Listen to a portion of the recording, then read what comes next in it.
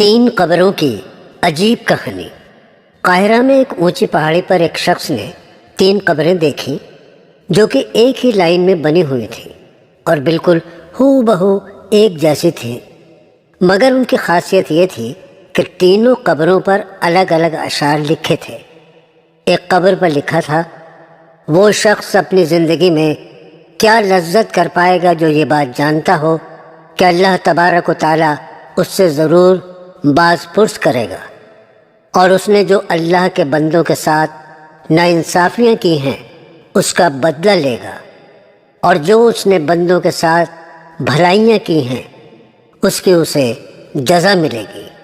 دوسری قبر پر لکھا تھا، وہ شخص کیا حاصل کر پائے گا جو یہ بات جانتا ہو کہ اس کی موت ایک دن اچانک آ جائے گی اور وہ کچھ بھی نہیں کر پائے گا کیونکہ موت برحق ہے اور وہ اس کا مستحق ہے۔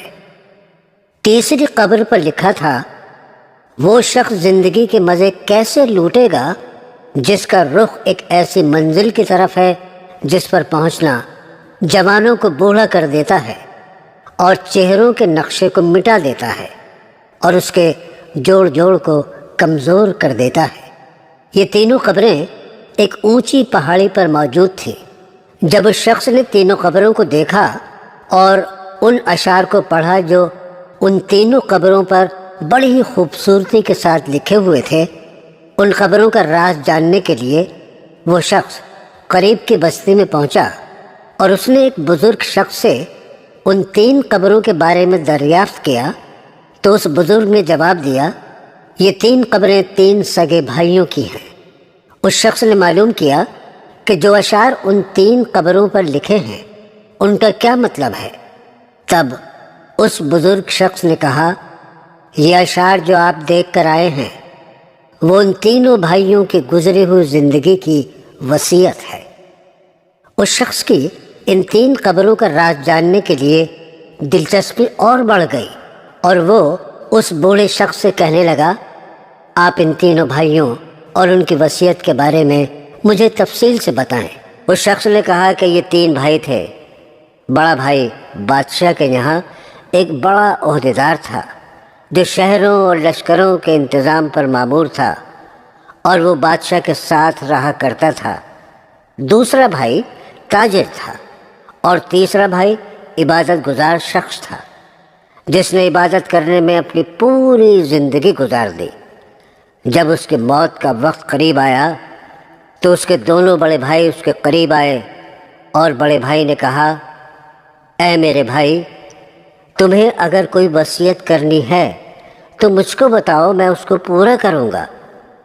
اس عبادت گزار بھائی نے کہا، میں کیا وصیت کروں، اللہ کی قسم میرے پاس کوئی مال نہیں ہے جو وصیت کروں، نہ میرا کسی پر قرض ہے اور نہ ہی مجھ پر کسی کا قرض ہے۔ دوسرے تاجر بھائی نے کہا، اے میرے بھائی، میرا جو کچھ مال ہے وہ سب تیرے سامنے ہے، اس کا تم جو چاہو وہ کرو، جو دل چاہے وہ وصیت کرو۔ تمہارے دل میں کوئی بھلائی کا ارمان رہ گیا ہو جو مال کی وجہ سے پورا نہ ہوا ہو۔ اپنے بھائی کی بات سن کر اس نے اپنا رخ موڑ لیا اور اپنے بھائیوں سے کہا، مجھے تمہارے مال کی کوئی ضرورت نہیں ہے، لیکن پھر بھی میں تم سے ایک اقرار لینا چاہتا ہوں جس کی تم وعدہ خلافی نہ کرو گے۔ ان دونوں بھائیوں نے کہا، ہم وعدہ کرتے ہیں، تم جو کچھ کہو گے وہ ہم پورا کریں گے۔ تب اس عبادت گزار بھائی نے کہا، جب میں مر جاؤں تو تم مجھ کو ایک اونچی جگہ پر دفن کرنا اور میری قبر پر لکھ دینا، زندگی سے وہ شخص کیا لذت حاصل کر سکتا ہے جو یہ جانتا ہو کہ اللہ تعالیٰ اس سے ضرور وضع پوش کرے گا اور اس سے بندوں کے ساتھ کی جانے والی ناانصافیوں کا بدلہ لے گا، اور اس نے جو بھلائیاں کی ہیں اس کی جزا دے گا۔ جب یہ کام کر چکو تو روزانہ 3 دن میری قبر پر آنا، شاید تمہیں نصیحت نصیب ہو۔ انہوں نے اس کی موت کے بعد ایسا ہی کیا۔ اس کا بڑا بھائی قبر پر آتا تھا اور آ کر بہت روتا تھا، غمزدہ ہوتا تھا، چلاتا تھا۔ جب وہ تیسرے دن آیا اور قبر کے پاس گیا اور بہت دیر تک روتا رہا، اس کے بعد وہ وہاں سے جانے لگا تو اچانک قبر کے اندر سے زوردار دھماکے کی آواز آئی۔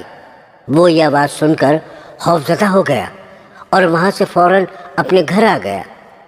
رات کو اس نے اپنے بھائی کو خواب میں دیکھا اور اس سے پوچھا، اے میرے بھائی، جو تمہاری قبر کے اندر آواز ہوئی تھی وہ کیا تھی؟ اس کے بھائی نے جواب دیا، وہ آواز ایک ہتھوڑے کی تھی۔ مجھ سے کہا گیا، تو نے مظلوم کو دیکھا مگر پھر بھی تو نے اس کی کوئی مدد نہیں کی۔ یہ بات سن کر اس کی آنکھ کھل گئی اور وہ غمزدہ ہو گیا۔ اس نے صبح کو اپنے بھائی کو بلایا اور سارا قصہ اپنے بھائی کو سنایا اور اس سے کہا، میرے بھائی نے جو نصیحت اپنی قبر پر لکھوائی ہے اس کا مقصد مجھ کو نصیحت کرنا تھی، اور میں تمہیں گواہ بناتا ہوں۔ میں آج سے سب کچھ چھوڑتا ہوں اور اب میں اپنی باقی زندگی اللہ کی راہ میں لگاتا ہوں۔ اور وہ سب کچھ چھوڑ کر صحراؤں میں چلا گیا اور بھیڑ بکریاں چرانے والے لوگوں میں رہنے لگا۔ جب اس کی موت کا وقت قریب آیا تو چرواہوں نے آ کر اس کے بھائی کو خبر دی۔ خبر سنتے ہی اس کا تاجر بھائی چرواہوں کے ساتھ گیا اور اپنے بھائی کو اپنے ساتھ لے آیا اور اپنے بھائی سے کہا کہ اگر آپ کو کوئی نصیحت کرنی ہے تو کہو، اس کو میں پوری کروں گا۔ اس کے بھائی نے کہا، میں کیا وصیت کروں؟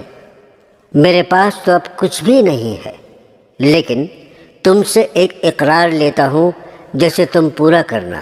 اس نے کہا، جب میں مر جاؤں تو میری قبر بھی میرے بھائی کے پاس بنوا دینا اور میری قبر پر لکھ دینا، کیا لذت پائے گا وہ آدمی جو یقین رکھتا ہو اس بات پر کہ موت اس پر اچانک آ جائے گی۔ اس کی ساری شہرت وہ چھین لے گی اور اس گھر میں وہ لے جائے گی جس کا وہ مستحق ہے۔ اور میرے بھائی، تم میری قبر پر آتے رہنا، شاید تمہیں کچھ نصیحت ملے، اور میرے لیے دعا کرنا، اللہ مجھ پر رحم فرمائے۔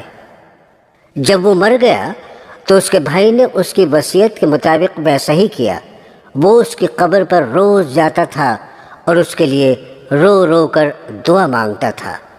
جب وہ تیسرے دن آیا اور آ کر قبر پر بہت دیر تک روتا رہا اور اپنے بھائی کے لیے دعا مانگتا رہا اور پھر اٹھ کر واپس جانے لگا، تبھی اس نے اچانک قبر کے اندر ایک آواز سنی اور وہ اس آواز سے بے چین ہو گیا اور وہ فوراً وہاں سے اپنے گھر واپس آ گیا۔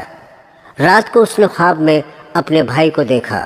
اس کے چہرے پر پریشانی اور خوف جھلک رہا تھا۔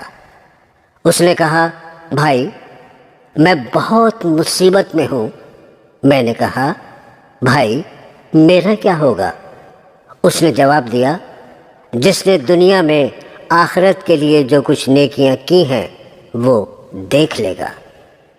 صبح کو جب وہ اٹھا، اس نے سب سے پہلے اپنی ساری جائیداد بانٹ دی اور مال لوگوں میں تقسیم کر دیا، اور وہ اللہ کی عبادت میں لگ گیا۔